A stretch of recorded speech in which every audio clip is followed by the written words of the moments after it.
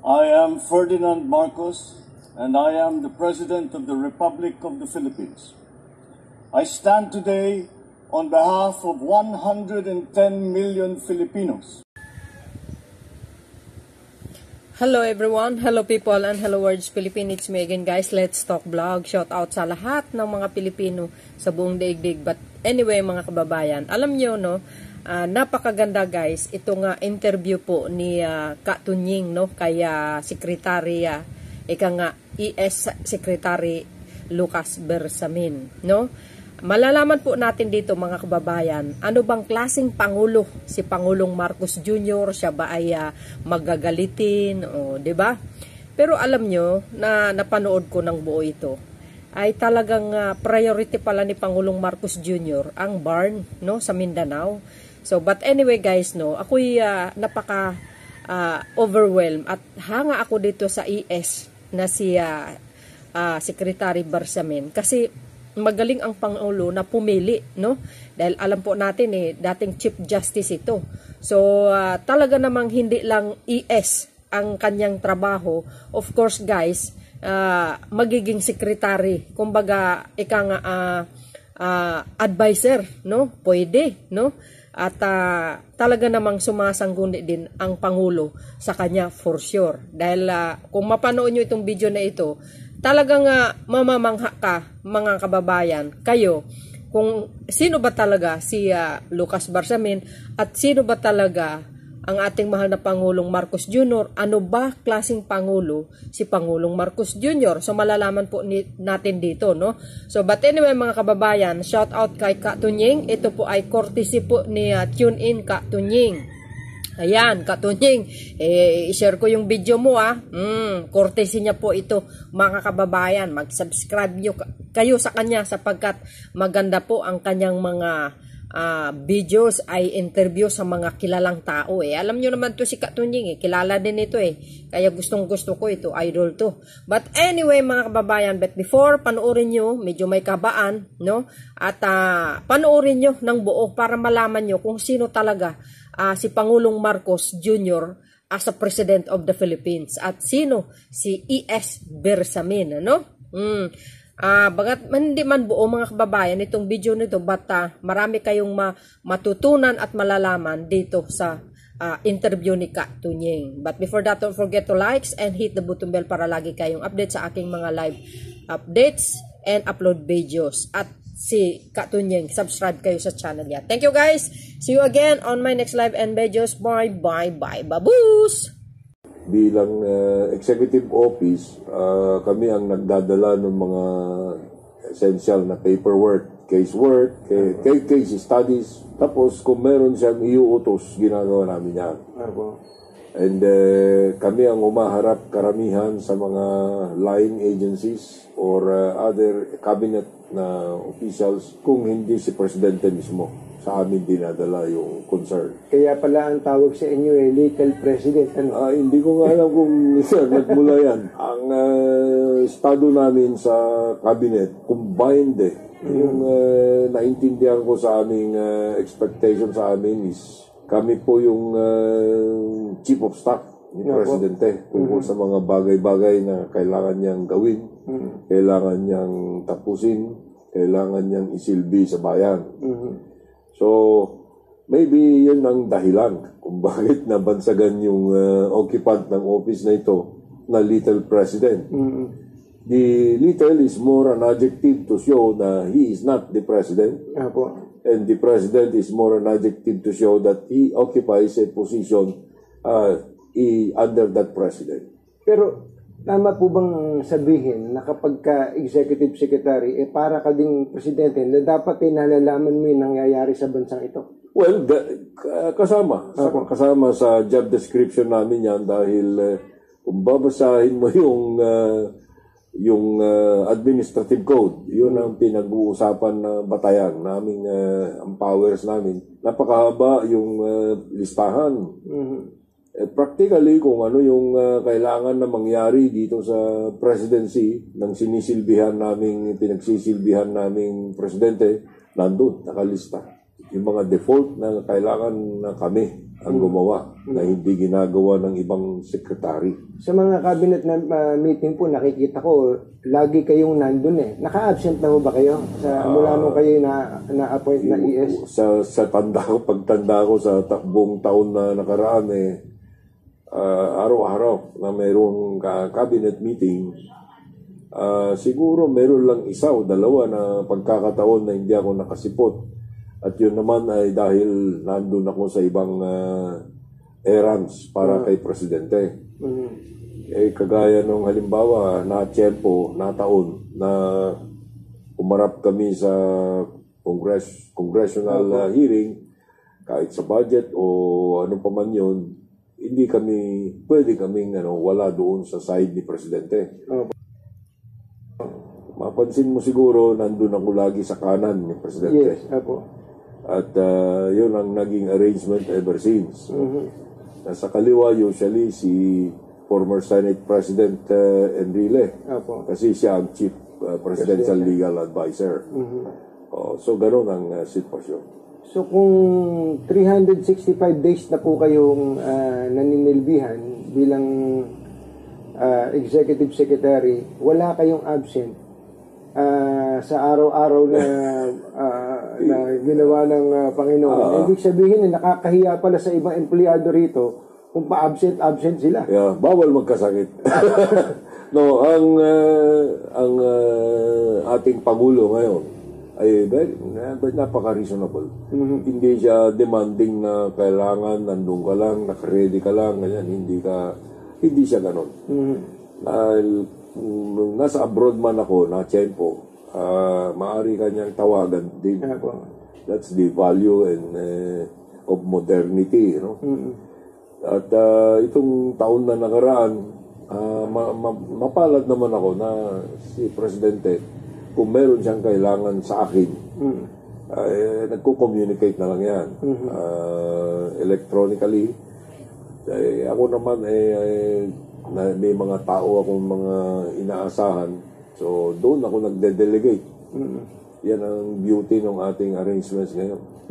Very exhausting po siguro yung trabaho nito, pero at kayo naman hindi na rin bumabata. Kumusta po ba ang kalusugan ninyo? Sa tansya ko, maayos. Dahil ang misis ko strict. Sa pagkain siguro. Nakabantay. Ngunit tungkol dyan sa kalusugan, maingat naman tayo dyan. Dahil alam natin na maraming tao ang umaasa sa atin at conscious tayo na alagaan natin ang ating kalusugan. Meron pa ho ba kayong mga exercise na nagagawa araw-araw considering yung napaka-busy po ninyo? Nag-resume na uli ako. Dati, bago ako pumasok dito at bago nagkaroon ng pandemic, meron akong regular weight exercises and shadow boxing exercises at stretching exercises. Tapos walking complemented by walking. Noong pandemic, medyo nabawas-bawasan yun dahil sa quarantine. At noong nandun na ako sa GSIS bilang chairman, short na lang yung time ko para dyan. Itong panahon na isang taon na nandito ako, kailan lang ako nag-resume ulit. Dahil hindi naman sa kailangan ko siguro gawin yan, kundi dapat talaga may physical exertion ako. Hindi lang yung nakaupo. Shadow boxing, meron ba kayong experience kahit nung bata-bata kayo na nabasag ulo kayo? Hindi. Tayo naman. Sa aking kabataan, ako isang hindi ako mapagbarkada. Dahil nung bata ako I grew up with my brothers and sister doon sa probinsya at ang magulang namin ay binabantayan kami. At hindi kami yung pinapayagan na magkaroon ng barkada na maluwag ang kontrol. Hindi nangyari sa amin yan. Lagi kami tinututukan. At natanong mo na rin lang, nung ako'y high school, nandun ako sa loob ng seminaryo. Minor seminary namin sa Abra, India. Tumitira sa bahay, tumitira ako sa seminaryo. So, malayo ako sa pamilya. So, walang panahon para sa basag ulo. Walang panahon. Pero sa pagiging executive secretary, wala ba kayong gustong suntukin na... Wala. Mababait lahat ng tao. Kaya tingin namin. Kung meron man kaming panahon na mag-aalit, kagaya din kami nung aming pinagsisilbihan si Pangulong Bongbong. Hindi marunong magalit yan, although napupuno rin. Kaya hindi siya yung palasigaw. Yun ang masasabi ko sa kanya. Nagulat nga ako dahil akala ko may temper, no? Pero yung impression ng iba na may temper siya, hindi po nangyayari sa aking paningin or karanasan itong buong taon. Walang panahon na narinig ko siya, naringgan ko siya ng galit or sigaw. Nagmura. Hindi po? Huwag ko nang sabihin na hindi. Baka may mga panahon dyan na napapamura dapat. Hindi ko narinig. Maganda po yun. Kaya lang, meron pong mga tao na yun nga ang hinahanap. Gusto na maging magalit o kaya medyo maging mabagsik ang Pangulo. Sabihin ko. Natural niya siguro yun. Dahil sa ganyang si Presidente marunong ang tingin ko sa kanya, marunong lang siyang tumimpla. Marunong siyang tumansya. At hindi na kailangan pasigaw. Or siguro kasama ito, bahagi ito ng training niya. Bilang nag-aral naman siya sa abroad, sa England, sa UK, tapos sa Europe, sa US. At siguro sa upbringing din nila ng magkakapatid, kasama yan na magalang, respeto. Wala akong panahon na narinig siya or nagmura or nagalit. Totoo yan. I was surprised to see na wala siyang ganun na temper.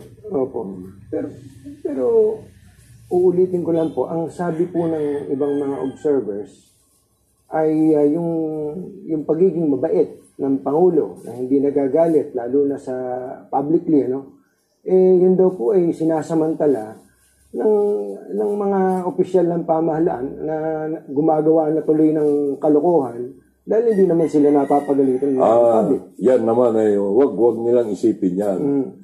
Dahil alam ko si Pangulo kung hinihingi ng pagkakataon, palagay ko mayroon din siyang temper na masama. Ito, sasabihin ko sa iyo, he might have reached his limits in a few instances. Kagaya sa bigas, sa onion. Ano pa ba yung isang okasyon na yung asukal. Yung asukal, hindi masyado siya dahil lang sa asukal, he was able to anticipate yung pangangailangan doon. Ang kanyang sinabi lang noon nung tungkol sa pag-import ng asukal, yung pangalawang insidente ng pag-import, kailangan may buffer stock. And he did not want this importation to be affecting the market too much, but he just wanted to bring in the sugar in order to control the unusual inflationary effects of the supply of sugar being artificially managed. Now, itong onion at saka bigas, maghintay kung sino yung mga nag-o-hoard dyan. Medyo nararamdaman ko personal na si Pangulo maaaring dyan pumutok. Galit na galit tungkol sa bigas kasi yan po ang staple ng karamihan. Yung tungkol sa onion, hindi namin maintindihan din. So, may mga investigasyon na matindi na ginagawa, malawak. At ang mga resulta ay malapit na. Speaking of agricultural products po, bigas, nabanggit niyo onion, ang tatamaan lang po ba ng galit ng Pangulo dito ay yung pong mga hoarders at smugglers o meron ding opisyal ng gobyerno na matitigbak dito? Mahirap pong... ito lang, sa atin dalawa. No? Ikaw, malawak ang mga sources mo. Maaring may narinig ka dyan. At alam ko na mayroong mga pag-iimbestiga. Tinitignan, tinututukan yung bagay na yan, yung involvement ng mga opisyal. Hindi naman kabuuan ng bureaucracy. Specific individuals whose actuations during this crisis tungkol sa agriculture commodities maaaring pinagmumulan ng masama. Hindi ako pwedeng magpangalan dahil ongoing pa yung investigasyon. Pero ako ay inatasan ng Pangulo na makipag-reach out sa mga investigative agencies. And so far, I've been receiving reports that these investigations, these inquiries are about to be completed. So it's a fair warning to all those who are involved. Hindi na kayo makakalusot niyan.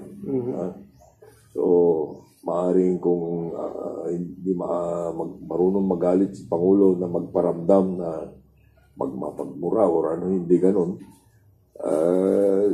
Lagi niyang ine-emphasize. Bilang na araw. Bilang na ang araw. Bilang na araw. Opo. Mga obserbasyon sa Pangulo. Ang sabi po ng dating Pangulong Duterte, dati pa, at hanggang sa ngayon ay umiikot muli ang salitang ito, na ang Pangulo daw po isang mahinang Pangulo. Isang taon niyo na po siyang kasama. Anong klaseng Pangulo po ba siya? Alam mo, maaaring may mga ganyang opinion, pero kung ang sinasabi nilang pagkahina ay hindi siya nagagalit, mali sila. Kasi there is no more decisive person than itong si Pangulong Marcos. Anytime na mayroong krisis, nandun siya. Nakatutok siya. Kahit na agriculture shortages, artificial shortages, o yung West Philippine Sea, o ano man. He can assert himself very, very quickly because he is a very intelligent and decisive and analytical ang kanyang utak.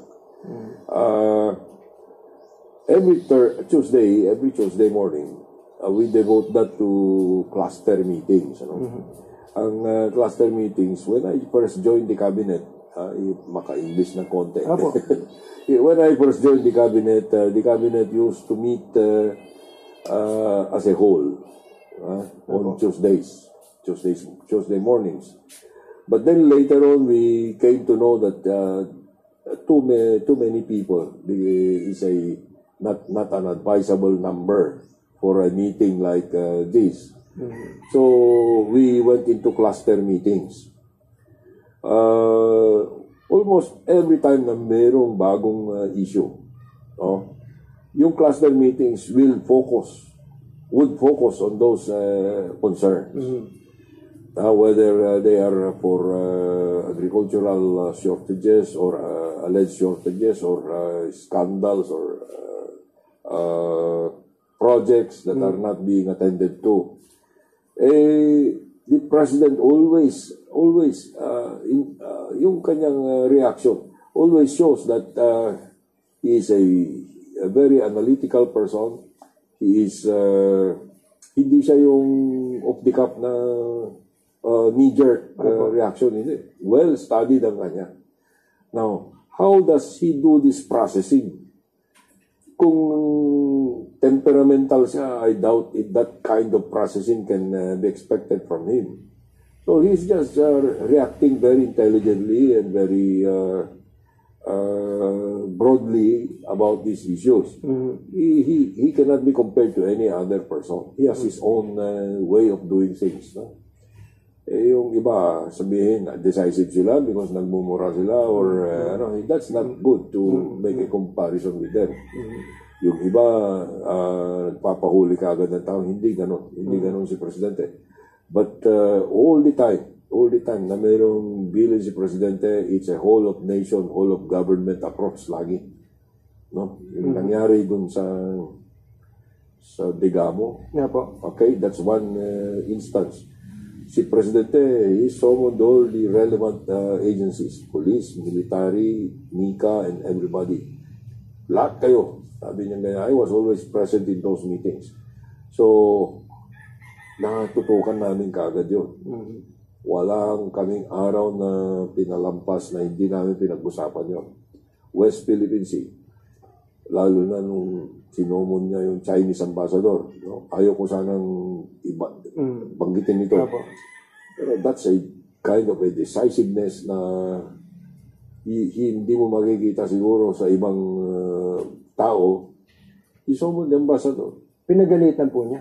Hindi, alam mo si Presidente, hindi siya yung tao na, oy, Mr. Ambassador, ganito, hindi gano'n. But the way he stated the position of our country doon sa laser military grade laser pointing, sabi ko, my admiration was never higher. Napahanga kayo ng Pangulo? Napahanga. Kasi I was part of that meeting. He summoned that ambassador, and the ambassador was there mouthing an official party line. Pero sabi niya, I thought the Philippines was the friend of China. If there is a stronger word there, I do not know what is. It seems that what we agreed in China with your president did not go down to the lowest levels. Parang gano'n, no? Sabi ko, good. Pero let's not talk about that kasi siyempre po let this be handled by more competent people, the DFA or the military. Speaking of West Philippine Sea po, no? Noong isang araw po, di ba naglagay nga ng floating barrier ang boya, no? Doon sa ating Baho de Masinloc. Ngayon, kinabukasan nag-special ops ang Coast Guard at pinutol po yung pumboya na yon, ano? Ang sabi po nung Coast Guard spokesperson, ito ay inutos ng presidente. Paano ba yung naging proseso din? Pagka ganung utos, direct na binibigay ni presidente yan.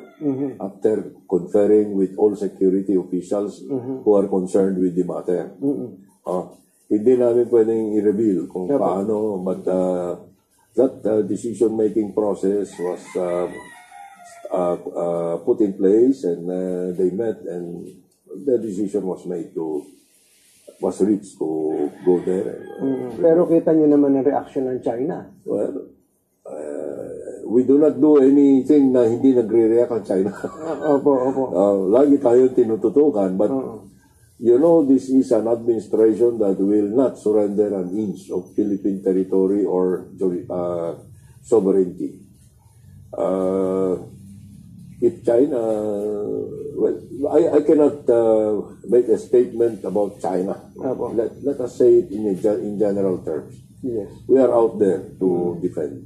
Ang sabi po ni Secretary Remulla, nagpaplano tayong maghain ng panibagong reklamo o kaso laban sa China.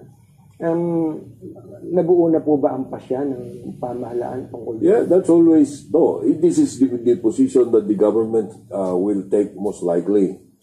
We have always conducted our relations sa foreign policy natin as all a diplomatic, strictly diplomatic tact. Wala tayong aggressiveness, aggression, or what. But whether we will file another case against China is one of the options. And I think our lawyers are seriously giving this a study. And but it might be very probable that we will. But we are not going to say definitely that we will. Pero hindi po ba yung mga ganitong kaso baka mauwi na naman sa wala dahil hindi siya nire-respeto ng China? Alam mo, mayroon point yung pagpapile ng kaso, paglilitigate kahit na hindi mag-participate ang China. Opo. Dahil ibig sabihin nung may resolve ka. Meron kang determination to exact some accountability on the part of China. And I would be one of those who will be on the side of going against China. Opo. Ang pinakamalaking balita po ngayon sa pagdating po sa aggression ng China ay dumadami po ang mga bansa na kumakampi sa atin dahil nagiging transparent po ang administrasyong ito sa kung ano ang ginagawa ng China sa West Philippine Sea. Nakita niyo po ba na nung nakaraang administrasyon ay sinadyang wag i-report ito sa publiko, itong mga ginagawa ng China dahil ayaw nating masaktan ng China noon? Tinanong mo ako niyan, at that time hindi pa ako masyadong nakatutok dito sa issue na ito. Ngunit kung ihahambing mo yung ginawa noong nakaraan at ginawa ngayon na administrasyon, ayaw kong pasukan yan. Because every administration has its own foreign policy direction. And we leave that to the presidents to make those decisions, the directions that they take. Ayaw ko maghambing-hambing. Natanong ko po ito kahapon kay Secretary Gibo Teodoro.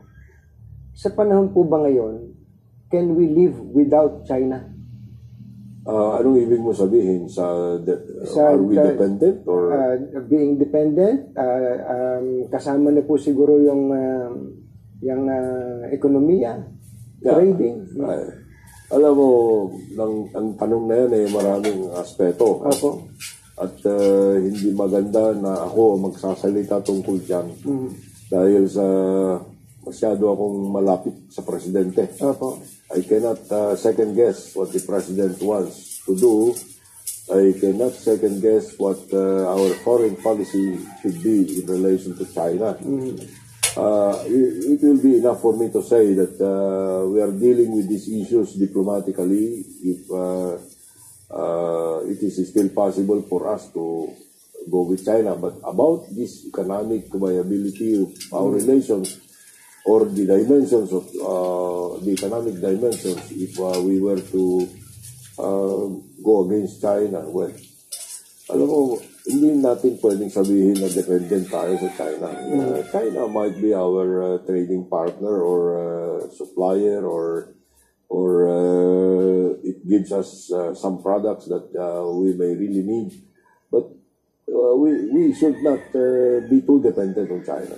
I don't think China will even want us to be dependent on her because we know China knows that we are multilateral ang ating approach. Siguro po, Secretary, para mas maintindihan natin yung puntos, sino ba ang mas nangangailangan? Ang China na kailangan tayo o tayo ang may kailangan sa China? Sa tingin mo lang, kung atin ang West Philippine Sea, mas kailangan tayo. Dahil nandun yung mga palaisdaan, nandun yung potential na resources. Okay. Kaya tayo ginagawa ng China siguro. Dahil alam nila na sa mata ng ibang bansa ay tayo ang dapat na kilalanin na mayroong exclusive right to all these fisheries and natural resources in that area. Kaya siguro ang China acting like that. Pero beyond that, we do not like to have a fight with China. We do not pick a fight with China because we can coexist with China. Yes. At yun naman ang nangyayari sa isang siglo na hawla nakakaraan na po. Yeah. Okay. Puntahan nga po uli natin itong nabanggit nyo kanina yun tungkol sa bigas. Ang sabi ng Pangulo, siguro mga 3 buwan na, ang araw daw po ng mga smugglers at mga hoarders bilang na ang araw nila. Marami na akong nagbibilang, parang kaka-100 araw na tong mga to Kailan po ba babagsak ang tabak ni Damocles? Well, alam mo ang resolve ng administrasyon tungkol sa bagay na pag-hoard ng rice, hindi maintindihan ng administrasyon kung bakit wala namang pagkukulang sa supply. Parang tayong bigas lalo na't magkaani na ngayong Oktubre, nag-umpisa na. Nag-umpisa na po sa atin po sa Northern sa Central Luzon, nag-umpisa na. Ganun pa rin ang presyo, mataas pa rin. So may mga nagsasamantala. The price rise was a threat to our economic viability. May inflation pa na factors from other commodities. Ito si Pangulo nag-decide kagad that a price cap might be a quick fix, a solution na hindi naman permanente. Ayaw niya, as far as he wanted to do it, he should not affect the market too long. Ayaw niyang controlling yan. In fact, he announced that a lot of times, even after we had already decided to put a price cap sa bigas. Yung kanyang gusto free market. Free market. Pero yung theoretical economics about a free market, dependent on supply and demand, hindi mo pwedeng impose sa panahon na mayroong artificial na ginagawa nagmumula sa mga taong walang magandang nais sa atin. So, napilitan kami na maglagay ng price cap. Pinag-aralan ito ng DTI at saka DA.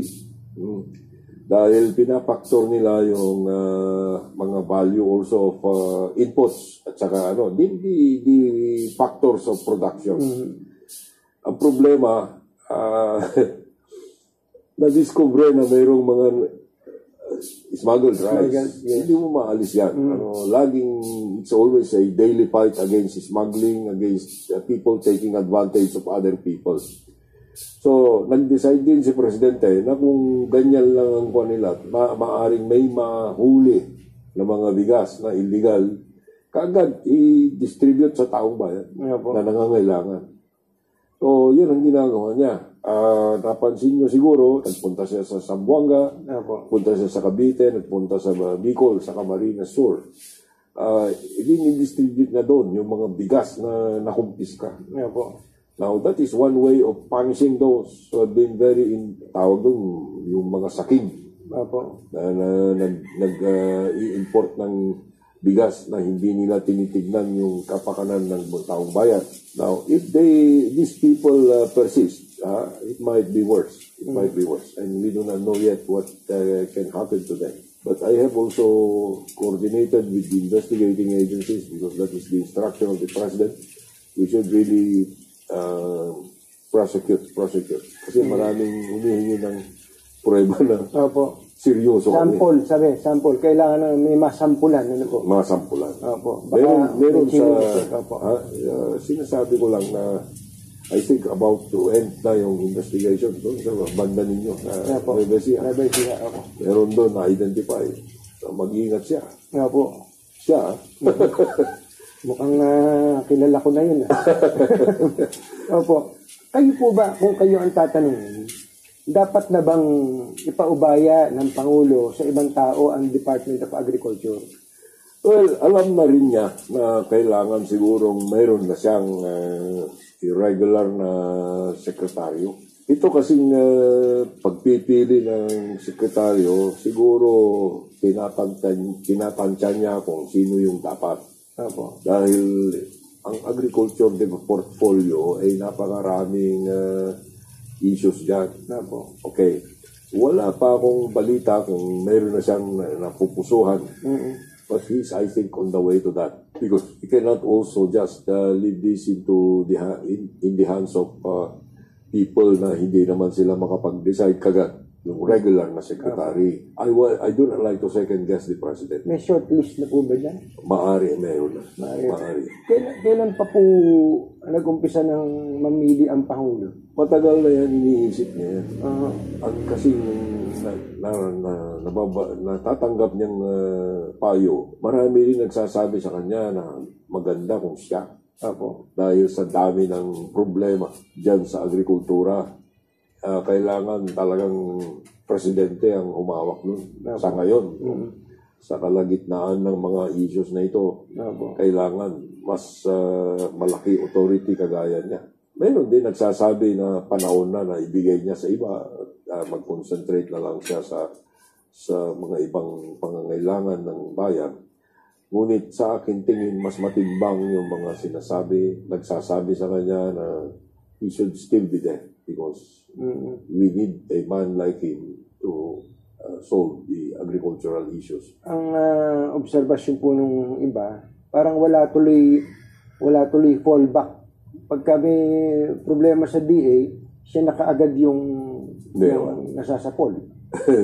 Whole of government approach ang aming approach dyan. Kung may mga issues na malulutas dahil sa joint effort, ginagawa namin yan. Mahirap kasing i-describe kung paano kami mag-work, mag-cooperate, it's a joint effort lagi. We do as much as we can to contribute to the success of all those who are in other offices. Kagaya ng office ko, yung Office of the Executive Secretary, parang anong tawag mo sa rainbow, overarching ng aming responsibilidad. We cut across the boundaries, the borders, and call on others to come in, pitch in, etc. That has made my work during this first year very enjoyable because it's always good exercise sa people skills na makipag-relate ka sa iba para maghanap ng solusyon sa mga problema. And I have used this office to the hilt para makatulong sa administrasyon. Yung tungkol po sa DA, ang Okta Research po ay naglabas ng resulta ng survey nila. Bagamat sabi nila mataas pa din, kaya lang bumaba po ng mga nasa 8 percentage points ang approval sa trust rating ng presidente. Ang tinitingnan po nilang dahilan kung ba't nagkaganon, dahil nga sa tumaas ang presyo ng ganito, nahihirapan ng mga tao economically, at ang napupuntirya nga puro agricultural products po ito Apparently, kung atin pong analisahin, wari baga, ang nasisisi nga ng tao kung bakit tumataas ang presyo nito, ang Pangulo mismo, he being the Secretary of Agriculture. Ano po ang... sa bagay na ito ang tingin ko. Kahit na hindi siya ang gumaganap sa posisyon ng Secretary ng Agriculture, kung mga ganito nangyari sa administrasyon mo, presidente lagi ang tatamaan. Okay, itong sa agriculture, nangyari talaga na itong commodities sa agriculture, pinagmumulan ng inflation. Napakasaklap yan So, unavoidable na tatamaan si presidente kasi siya ang nakaupong presidente at siya rin naman ang na-identify na secretary ng agriculture. But we are doing everything talaga. Lahat naman sa ibang bahagi ng mundo, mayroon din silang tama sa inflation, sa yung kasi Ukraine conflict. Hanggang ngayon hindi natin inakala na mangyayari yan at magtatagal. Akala natin kayang-kaya ng Russia yan. Na isang siguro 3 buwan tapos na. Yung pala yung Ukraine is a bread basket.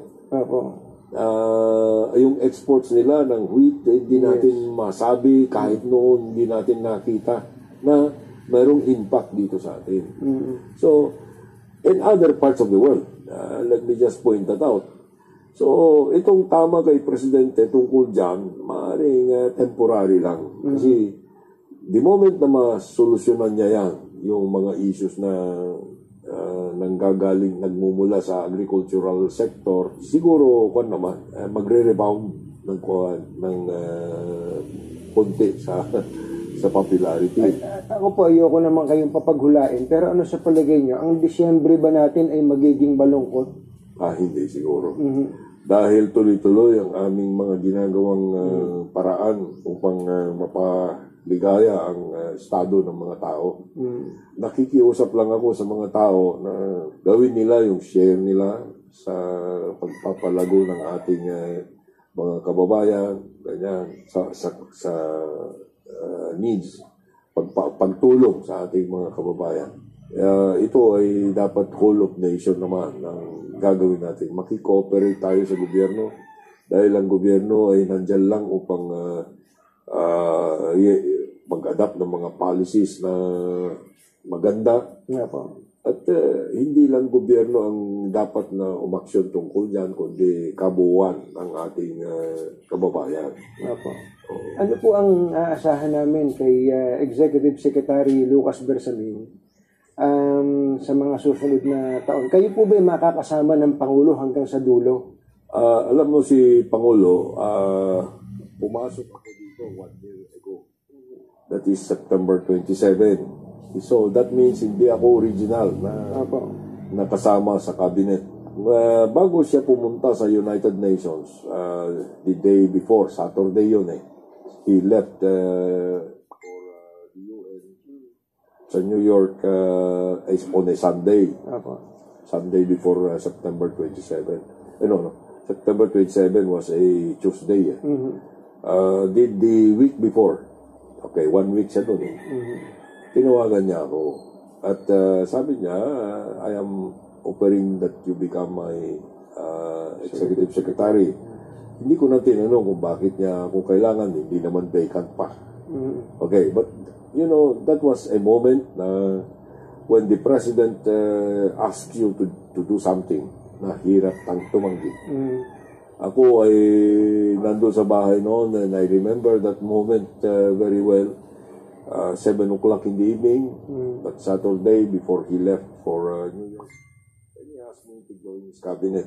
Ay hindi ako nag-hesitate na tumanggap ng kanyang alok. Now, ang tanong mo is, will you be willing to go until the end? That was what I told the President.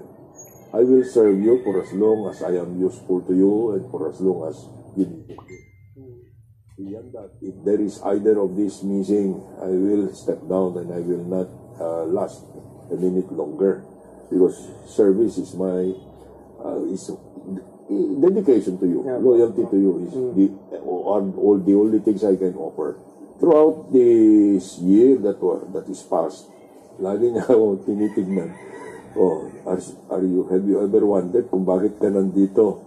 Well, he must be adverting to my previous stint as a long-time jurist. No? If I up to it, only time will tell. Kasi dito, at the pleasure of the President kami. Araw-araw nga, may naririnig akong chismis, napapalitan na kayo, nag-resign na kayo. Sinabi rin ni Presidente sa akin yan. May mga natatanggap ako, chiplok ang tawag sa akin.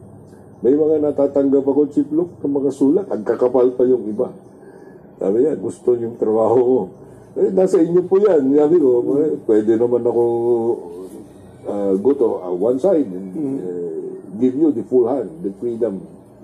Ano po yan? May yung mga papel Lucrative. I can tell you that. Kasi dito sa trabaho namin, wala kaming, ayaw kong magpapag-usapan yung lucrative kasi baka may tatamaan. Pero sa akin, mahigpit ako dyan sa bagay na yan. Yung buong taon na nakaraan, maraming intriga na naririnig namin. Tungkol sa pagbebenta ng pwesto. Yes. Okay. Every time na mayroong intriga na gano'n, tatawag ako sa NBI, tatawag ako sa CIDG, sa police. Kung sino yung maaaring maka-investiga doon. 5 beses na resulta. Marami kaming nahuhuli na tao na nakaka-kolekta na ng milyon-milyon. Pretending to be part of my office. Yung iba nga, pamangkin nyo raw. Mayroon daw akong pamangkin. Now, lagi kong sinasabi sa inyo, sabi ko, meron kayong ganyang reklamo, mag-affidavit kayo, hindi ko kayo pagagalitan, mag-affidavit kayo, paimbestiga natin sa NBI, wala, blank wall lagi. Blank wall. So, intrigues are always there, and I never shy away or I'm never intimidated by these intrigues. Hinaharap ko yan ng frontal Opo. Ganyan ang trabaho ko nung araw sa Judikatura. Especially when I was Chief Justice. I did not tolerate yung mga kalukuhan. Yung mga judge pa yan. No? Pero hindi namamatay-matay. Every end of the month daw, doon ako mapapalitan. But ang dami ng buwan ang lumipas. Nandito pa rin naman ako. Alin ho mas challenging? Yung kayo po ang bossing ng Judikatura o ayokong sagutin sa programa mo yan. Ang totoo niyan, parehong challenging. Pareho. Kasi, although magkakaiba ang demands, yung mga trabahong ganito, napakataas ang responsibilidad. Ako naman sa aking tansya pantay. Anong tawag doon? I am equal to the demands. Mahirap na sabihin ko, magyabang ako na kaya ko. Hindi. Lahat ng araw na dinaanan ko itong nakaraang taon, challenging lahat. Hindi mo pwedeng sabihin, mamaliitin mo isang problema, mamaliitin mo yung isang issue. Hindi makatotohanan yan. Ngunit ako'y kumpante dito sa present job ko dahil marami akong sumusuporta sa akin na nagtatrabaho sa ilalim ko at mga tao na hinahangaan ko at they are very dependable. Sino po ang closest sa inyo sa mga cabinet members? Lahat sila close. Lahat baka may magtampo. Hindi naman. Alam mo, maganda itong teamwork dito. Siguro magkakaiba lang sa capacities or concerns or directions. But generally, our cabinet, pinag-uusapan natin yan. As far as working relations is concerned, parang kwanto yung sa brotherhood, camaraderie is very, very strong.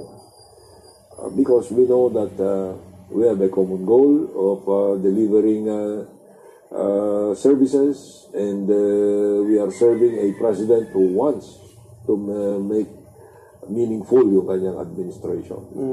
Mahina daw po ang Pangulo pagdating sa fight against corruption. Noong umpisa ako kay Presidente, he took me aside. Ang sabi niya, bago pa lang tayo, dami na nating nababalitaan. Mr. President, sabi ko, my long experience in government tells me we can never conquer corruption. We can strive to lessen it, diminish it, or etc. But for as long as our institutional processes are like this, we will be slow in eliminating or extirpating corruption. Pero I can assure you na so far, kung mayroon kaming nababalitaan, nararamdaman, or like, yung mga sumbong, tinututukan namin yan. Alam mo kasi, pag may hinahuli ka, you have to follow through. Yes. Okay. So, case build-up yan. Si Ombudsman at saka si Secretary of Justice, they are relying on making sure na kung meron silang ididemanda, mag-i-stick yung demanda. So, case build-up, very important sa kanila. This administration fully supports that kind of approach.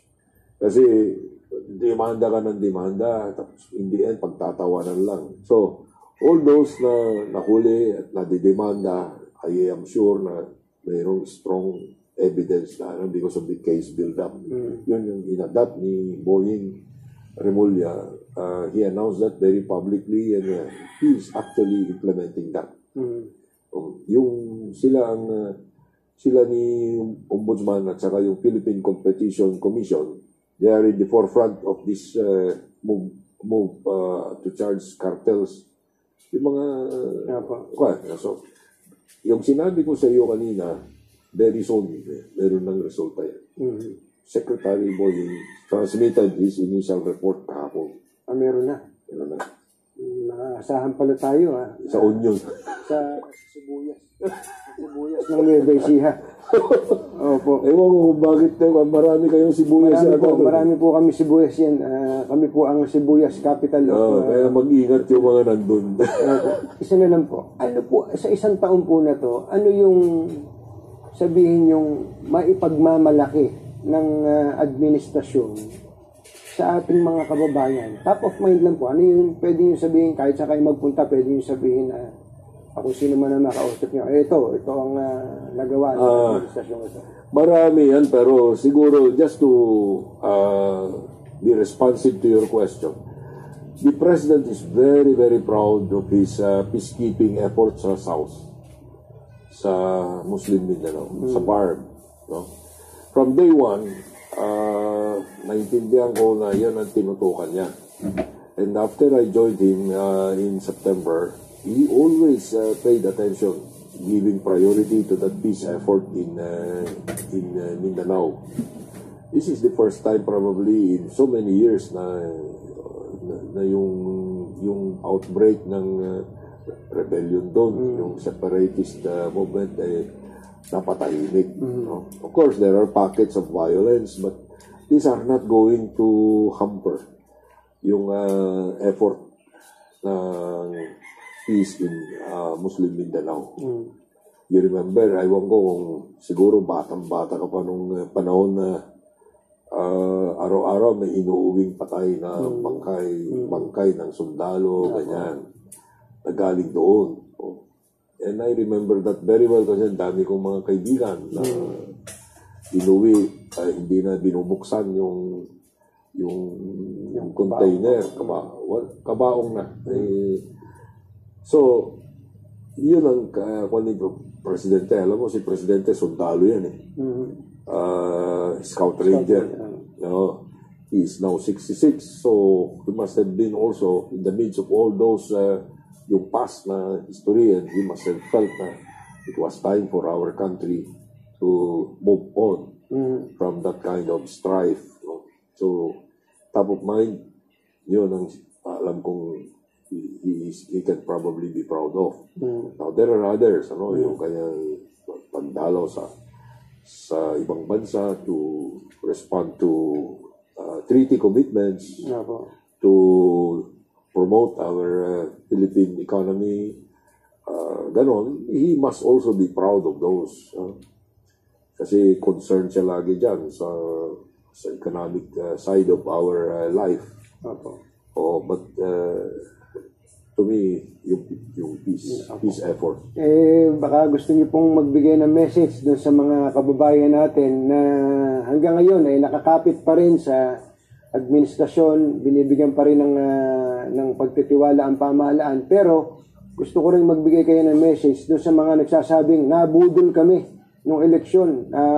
Napapaniwala kaming gaganda buhay namin pero hindi maganda buhay namin. Ay, salamat ka, Tunying, at binigyan mo ko ng ganitong pagkakataon. Ako ay mahihaing tao. Umiiwas ako sa mga interview kasi nabudol na ako ilang beses. Ayoko din na maulit yan.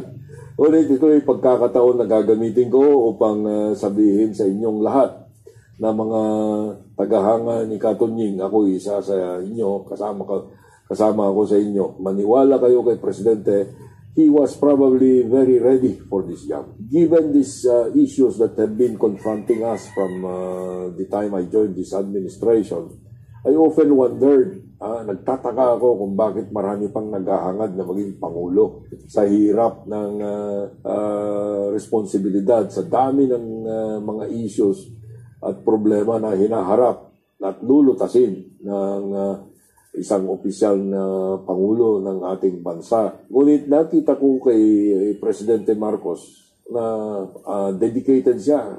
Kung alam lang natin, no? Nalaman ko ito kay First Lady. Bumabangon si Presidente ng maaga. At pinag-aaralan niya yung mga reading materials na pumupunta sa kanya. At para ma-distress siya, I think he has physical regimentation. He exerts effort to protect his health because we need him to be healthy. Now, alam mo, mayroon ding stress sa kanya. Hindi natin maiwasan yan na lahat tayo dumadaan sa ganyan.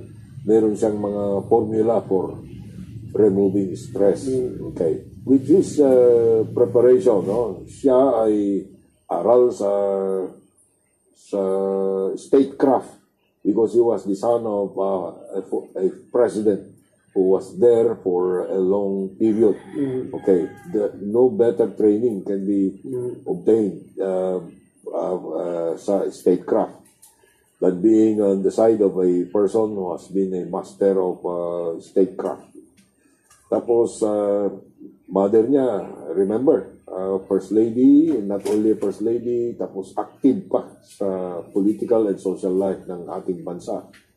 And when they were ousted from Malacanang, he was already a student of the UK. In the UK, yung the best colleges there. Then he went to the United States. He was also the product of LaSalle.